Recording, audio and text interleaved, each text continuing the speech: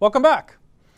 This is the first video in Lesson 2. The objective of Lesson 2 is to convey an understanding that there are different ways of managing human resources. The first step is to make sure that everybody has a basic understanding of the key functions of human resources, HR.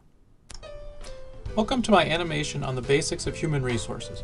Suppose somebody has an idea for a product or a service, maybe a new line of kites.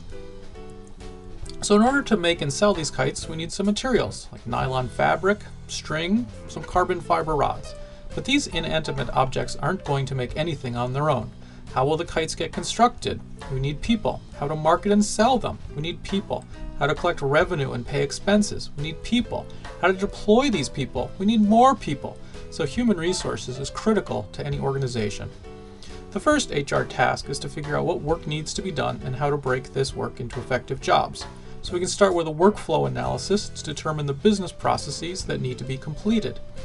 Then HR does a job analysis to figure out how to construct jobs to complete these required business processes.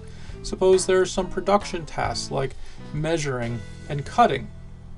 Maybe there's some business tasks that need to be completed in terms of accounting or inventory management or accounts receivables.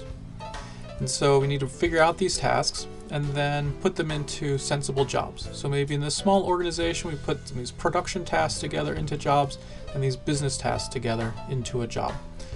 But now we need people for these jobs. So the next HR function is recruitment and selection. You need to advertise these jobs, get job applicants, interview the applicants, figure out who has the skills and the aptitude for these jobs and who's going to be a good fit with the organization.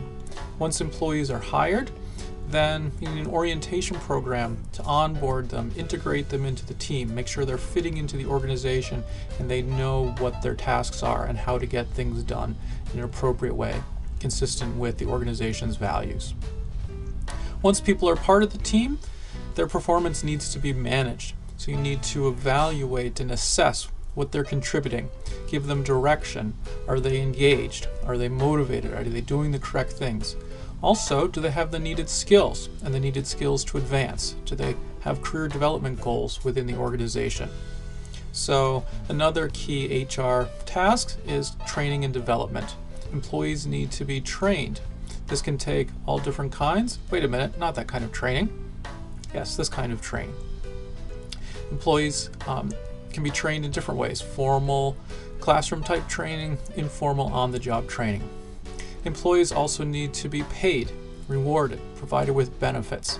So some of this might seem functional in terms of making sure people get a paycheck, but of course it's a lot more complicated than that, thinking about how money might provide an incentive, but also don't limit your thinking to rewards only being monetary. There's a number of reward and recognition programs that HR can lead in an organization. Do all of this successfully, and this idea or dream can be a reality, and you can create good products and services that the market will value. Now, there's also some specialized HR roles that also take place in organizations.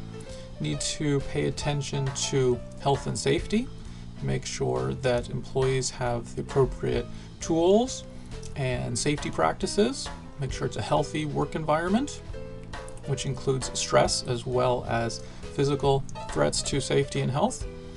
Also need to manage diversity, make sure that diverse individuals are being recruited and managed and your organization is free of discrimination. Sometimes employees might choose to unionize, so labor relations is another important function of human resources. And there's also human resources information system, using data and metrics to try to guide the organization.